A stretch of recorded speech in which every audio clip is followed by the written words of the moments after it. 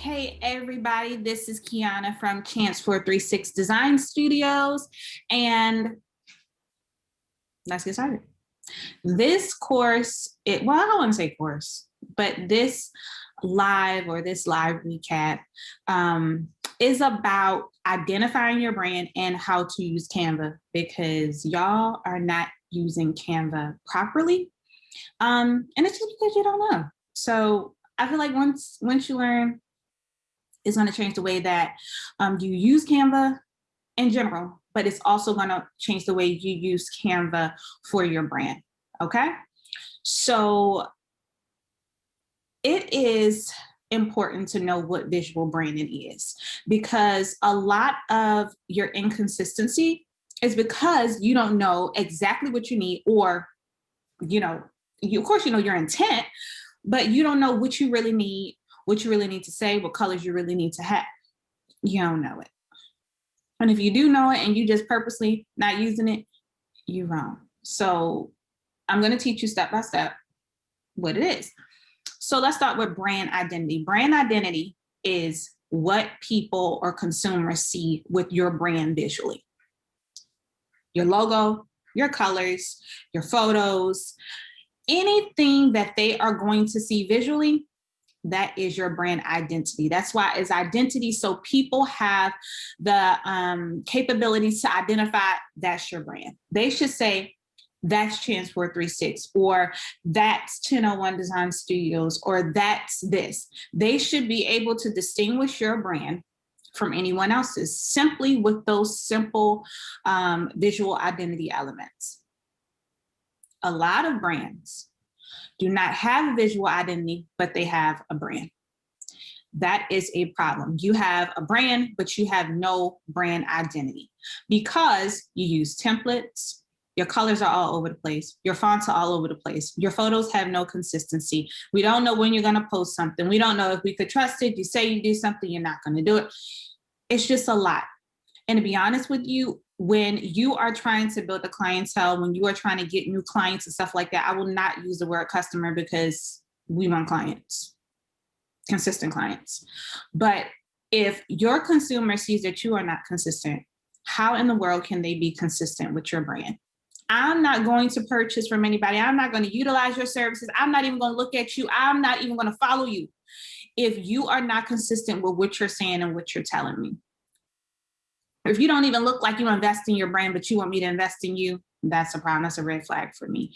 If on Monday your color palette is melanin, on Tuesday your color palette is pinks, on Wednesday your color palette is oranges, I can't do anything with it. If you use several different fonts because you think it looks good on your material, I'm not going to deal with you.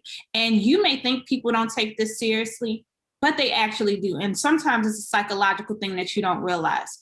And, just because you may get sales and stuff like that, I want you to distinguish what sales are because it's a new client or a new customer, or because you did what you're supposed to do, and what sales are just because people know you and support you. So distinguish between the two is important. And that group of people that know you and are, your friends or, loyal clients or whatever like that purchasing power will stay pretty small, because you're not expanding to anybody new, because you are not consistent. So that's the issue.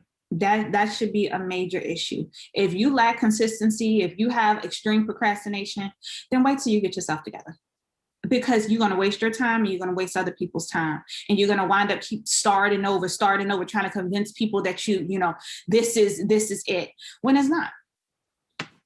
Okay, so I'm going to share my screen with you because I want to show you something that at a minimum you should have. I'm not saying this is all you should have. I will never say that. I don't think this is all you should have for a brand. But at a minimum, this is what I feel as though you can have to start if you have the proper guidance. So I'm going to share my screen real quick. Side note, do not judge my background, my home screen background, because every creative, I don't care what they say, theirs almost look like this if they didn't just clean it up. So I'm sorry, y'all. You know how you have everything prepared and then all of a sudden it's not there anymore and you're like, okay, what happened? So before I share my screen, here we go. All right, this is it.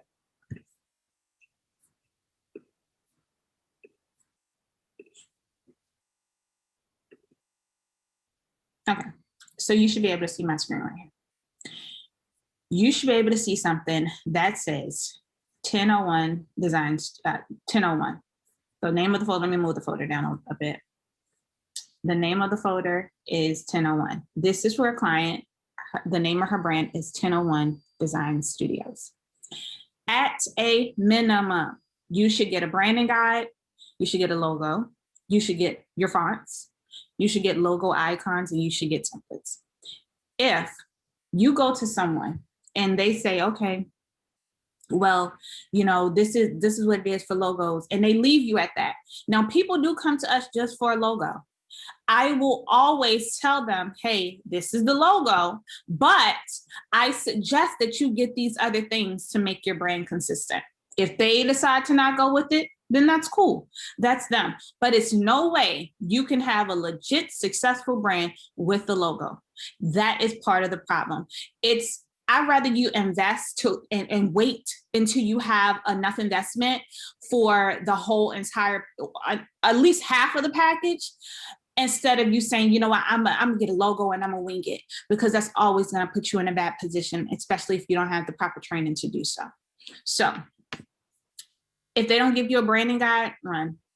If they don't give you a full logo in an EPS file, AI file, sometimes PDF file, sometimes PNG and JPEG, you need to go somewhere else. You need to go somewhere else. You should always get all your file formats. So let me listen to this side note to you. A lot of times when designers send you just a JPEG and a PNG, that means they designed your logo on Photoshop, they did it on an app, or they did it on some type of online program that's what they were able to get. It's no way that a professional designer is just going to give you a JPEG and a PNG, and y'all need to stop accepting that and stop sending it to other people when you want them to finish the work, because there's nothing we can do with it. And a lot of times, if you get a JPEG or a PNG and it says like 103 KB, if it say KB at the end of anything, you need to go back. That is not high resolution. You cannot have a good, successful logo promotion, marketing promotion with a blurry logo. Stop it. You cannot have a good, successful promo piece with a white background behind a logo and then, you know, the rest of your image. Stop it. Stop. You settle for so much because you think it looks good or it's good enough or whatever like that. First off, ask designers what you want. Ask them, you know, if you're not getting your fonts, your branding guide, your different things like your icons, you are at the wrong place. That should be a requirement for you. Know what you need and stop settling for what they say you need, because they will say, oh, girl, you just need this. No, imagine if they design your logo long, right? Like, I'm trying to think of a long logo, but I can't think of one right now. But say it's long. You guys know what a really long logo is. And you go and put it as your profile icon. Ma'am or sir, that's going to be so small. It's going to be so small to the point where no one is even able to see it. If you have a white background in your logo, which, you know, we all do, and your text is light, stop it. You cannot, no one can see that light stuff. You have to have a color palette, even though your colors might be all pink. Who's gonna see that? Who's gonna see that on a t-shirt? Who's gonna see that on a banner? Who's gonna see that on anything unless they are close up? Stop doing what you think is best or what your favorite color is and do what is good for your brand. Stop yourself. If you like blue, pinks, and yellows, but you are talking about something that is severely professional and those colors would never exist in that world, why are you using them? There's a difference between having your difference and being foolish. Stop doing things because it's your favorite color. Stop doing things because you feel like it looks good, and start doing things because it is the right thing to do and because you've done your research. Do your research on what colors look good. Look at your competitors. I'm iffy with that because I don't look at competitors ever, but sometimes it's a requirement for your brand. Look at them and look at what not only looks good, what is effective. I started off 10-4-3-6 with a whole nother color palette. And it was because it was my son's favorite colors. That's cute or whatever.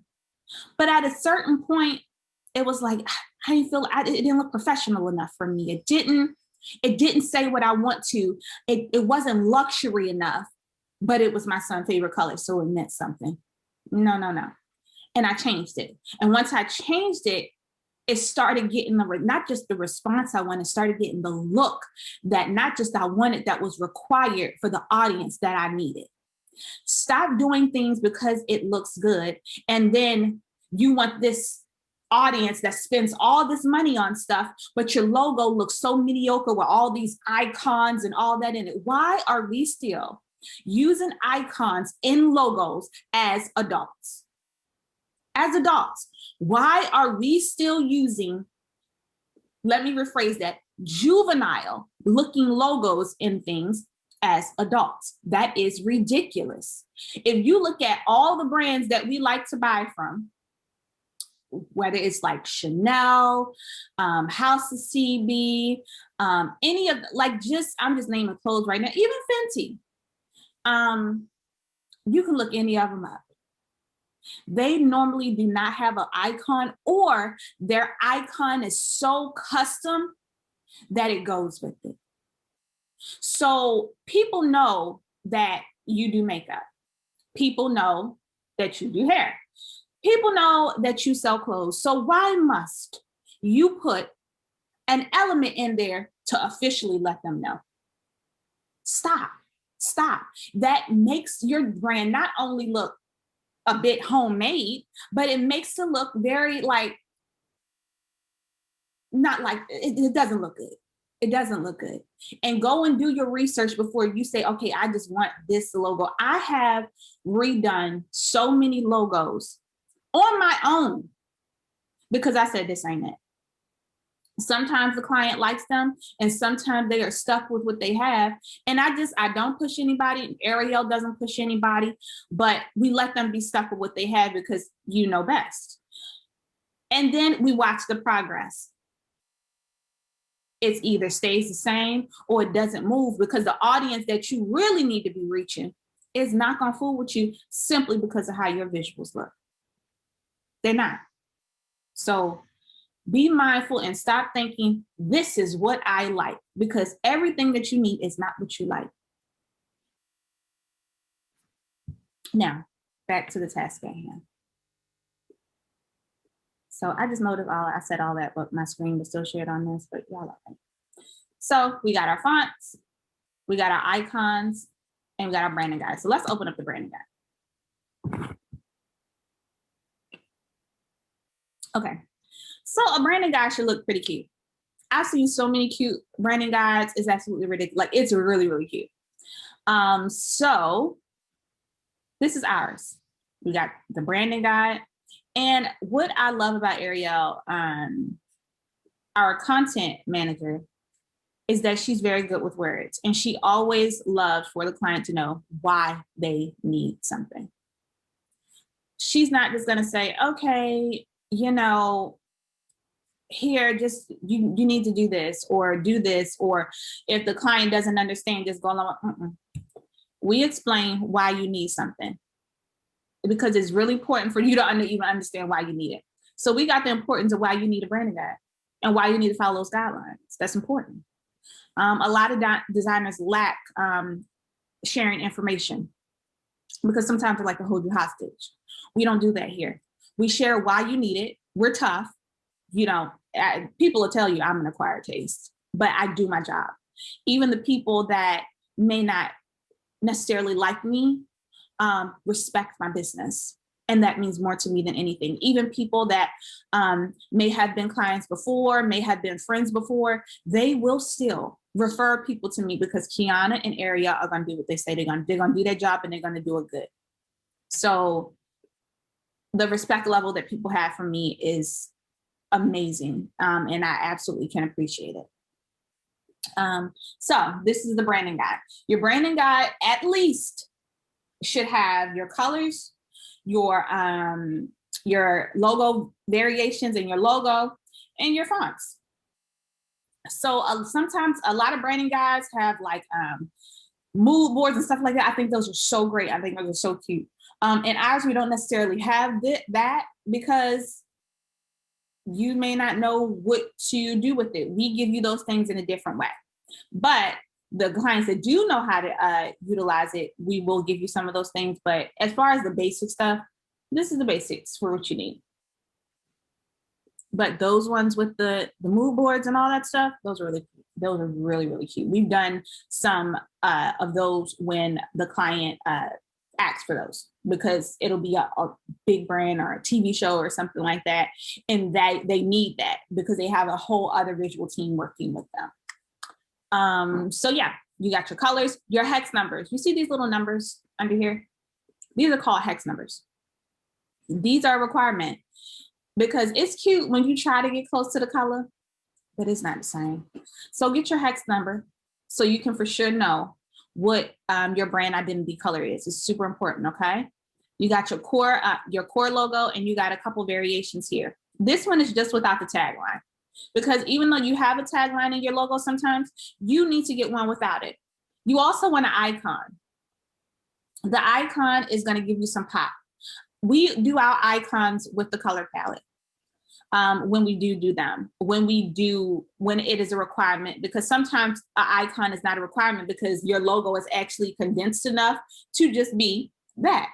But for this particular client, she wanted icons, and I said, okay, let's do the icons in every color.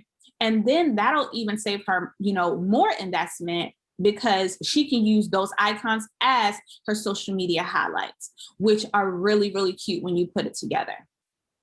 So right here, I'll click on the icons folder. You can see it's 2 of each because one is a native file and one is a ping, but you can see all her color palette on here with her icons. And when she puts those on her social media, they're going to look so cute. I think she already did actually, but they're going to look so nice, so cute. And then it's just consistent. I'm telling you, these little tiny details make a world of difference. In your fonts. Some people will send you the link to your font. Some people will give you the fonts. It doesn't cost anything to give somebody the fonts and request it. You can request things. If you say, okay, well, whoever your designer is, can I have the fonts? If they charge you extra for that, they're wrong. But it doesn't cost anything to give somebody the fonts that you use. It's actually a button in Illustrator and InDesign and all that called package, to where, say I had the client stuff up, like her logo and everything, I can go package it, and the links to whatever I use, the fonts, all that will go into a folder, and you could easily send somebody that folder. That's exactly what it is. And it names the fonts. So a lot of times you guys don't know what to ask for or don't know what you can request, and you're not difficult for requesting anything. This is your brand. Request what you need, because there's a lot of different ways you can do things. Request what you need. And then you got templates. These are just some templates. These are not all of her templates, but I just want to give you a little base of some of her templates. So you just have a standard one with the logo. You have one with a picture of her there. You have one with and without the her little tag at the end of it. You have some with just pictures. Side note, another cute little way to add a designer effect to your templates, especially if you're doing the templates from scratch in Canva, make the picture black and white. It's a cute effect, I'm telling you. I mean, not in everything, but it's a cute effect. And don't go overboard with templates. It's levels to this. I was on a tax person's website. It was about like 6 months ago. And baby, when I tell you every post was a template, it just took my soul away from me. I said, oh. And what she was saying was great. But sometimes like it being too many templates, you can't hit nothing because you're like, Lord, this a lot. This a lot of templates. Break that thing up, but with consistency. Like say she wanted to use this right here, maybe every other week, she has something that says, motivate your space. And because this is a like interior design, she might say motivate your space. And in that, she has, she gives you a design tip that you didn't even think about that's going to help you. And right here, but she did that every other Thursday. So we already know for a month or two, don't go over 3 months, a month or two, every other week, she's going to have that motivate your space. Here, she might have this every Tuesday. And it might say ask Felicia. And she may have that, and she's gonna post that. Now, the cool thing about this is when you take photos, be mindful how you take them. Come up with a photo plan. That's another reason why I love Ariel. We will come up with a photo shoot plan to where this is what these are your play photos. These are your random photos to post. These are the ones that's going to be used for this particular thing or that particular thing. And we're going to make it that way. I love the fact that this client used a white background. Don't always use a white background. I only said like she used a white background because it was really good for her because she's an interior designer. So we already know all the other photos are going to be full lifestyle photos, right? So her using her own personal photos with a white background was a plus because it didn't make it too crowded, So even with that, she had 3 additional outfits in this white background, which made her transition for her stuff so much easier. And it looked so, so good. So like I was saying, don't use templates all the time. Make sure you have your basic ones with your regular photos.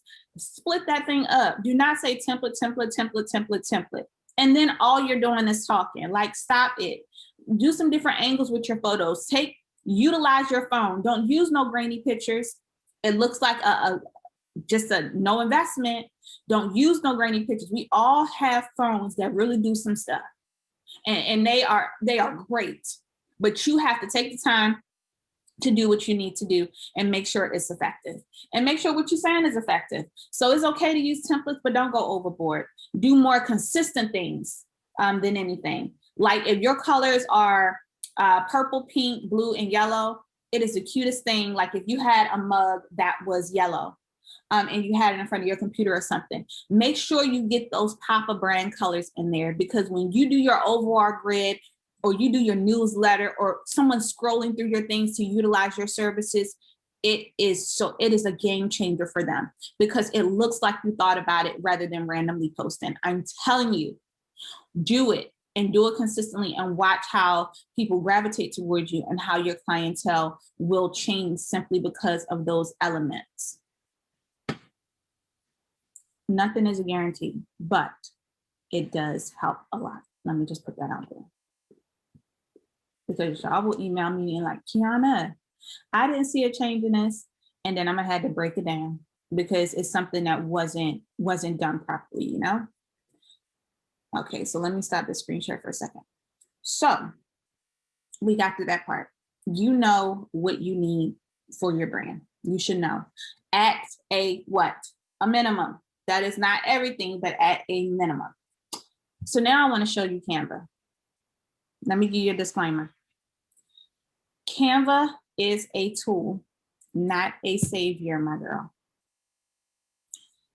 It's a tool, not a savior, which means you have to be careful how you use tools because you will overuse them or you will use them the wrong way.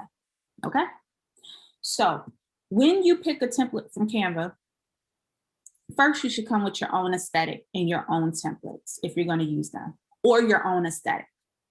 And I'll go over aesthetics in another live or something like that, okay? But change the colors. Do what you need to do to make sure that it identifies your brand. If you are selling elegant jewelry, why are you using a Canva template with a background that's not maybe a bit earthy? And then you have something that everyone loves, that little tape feature that you can look like you're taping the photos. Why are you using that if that has nothing to do with the vibe that you're going for? That's not elegant. Stop. Stop. It's easy, but it's not elegant. All your textures, all your vibes, all your aesthetics, all your feelings should all be cohesive. And stop just settling for, oh, I think that template look good and all your templates look different. That's a mess. That's a mess. So if you sell elegant things, make sure your template that you use is elegant and has your brand colors in it. Okay? So make sure it's okay. So I'm going to share Canva now. So we're going to go over this quickly.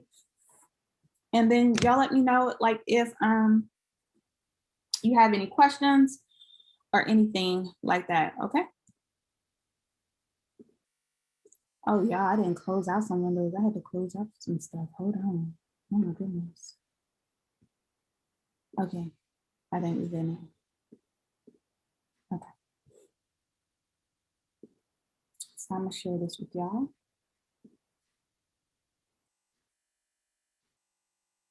And you know what I can't stand that people ask me to do sometimes? I do it for templates. When people ask me to design in Canva, so it's easy for them. You know, that's the most disrespectful thing to say to a designer. And I get this so much. Okay. All right. Y'all should be able to see it. We should be able to be in a good place. Before we start anything, make sure you can upload your fonts. So a lot of times you guys don't know that you can upload your own fonts to Canva if you upgrade your account. I think if you upgrade your account. I've always had an upgraded account, but I'm not sure how it is if you don't upgrade your account. But my account's upgraded and I can upload fonts. So if you can't upload fonts and your account is not upgraded, that's why. So you're going to go to brand kit right here, right? You're going to go to brand kit. And remember the hex colors I told you about? Yeah, you upload those right here. You add it, you put in the number, and you upload those. You see where it says upload font right here? And then it says upload font right here. You can upload your own fonts, baby. They're right there. I previously uploaded the ones for Felicia, which are right here at the top, but you can upload your own fonts.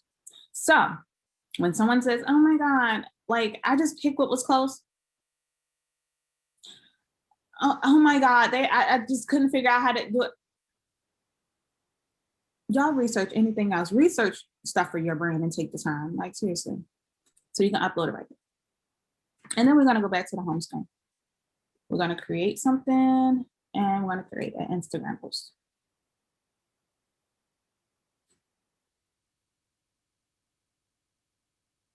Okay, let's look at uploads.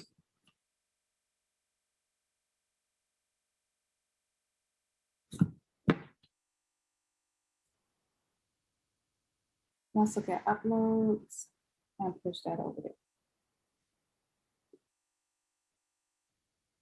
So make sure you make this bigger. I've seen clients do this and be like, okay, it's done.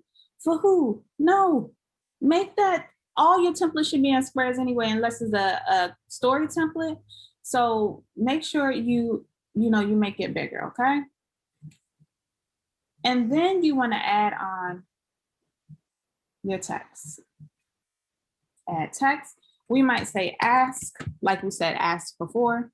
We might say ask, and then we might put Felicia.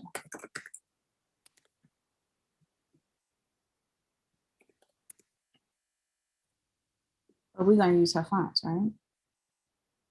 So make sure you play with the fonts a little bit, y'all. Like y'all be really just saying, hey, I'm gonna leave it like this. Girl, that looked like you pasted that there. Stop it. You gotta make your stuff look designer. I mean, and at the end of the day, this is still Canva, okay? And it's different things that you can do, and it's different things that you could practice. So say we wanted to change that color here. Oh, that's not even a color. That whole thing faded. We got that here, and then we got that here. And then maybe you ask a question right here. Make sure all of your pillows stay white. I'm just saying that. I'm not saying that's what it is, but somebody could ask her a question. Right? And we got this. Let's make this a smidge bolder. Like that. And something like that. Of course, you can add some color in, whatever your hex colors are. We'll pick something close. But yeah, think about what you want to do. Place it properly. Make sure you take the time to do what you need to do. And your audience is going to receive it differently other than you just pasting it and it look like a template, okay? So that was just a quick little session. We have a program called UrBranding Therapy, which is what it sounds like, is therapy for your brand. We have offer the coaching and everything for that, classes, anything that you need visually to make your brand successful, we are able to help you with, okay? So if you want any questions, have any questions about your branding therapy or coaching or anything like that, just be sure to ask us and let us know how you like this. Talk to you soon, guys.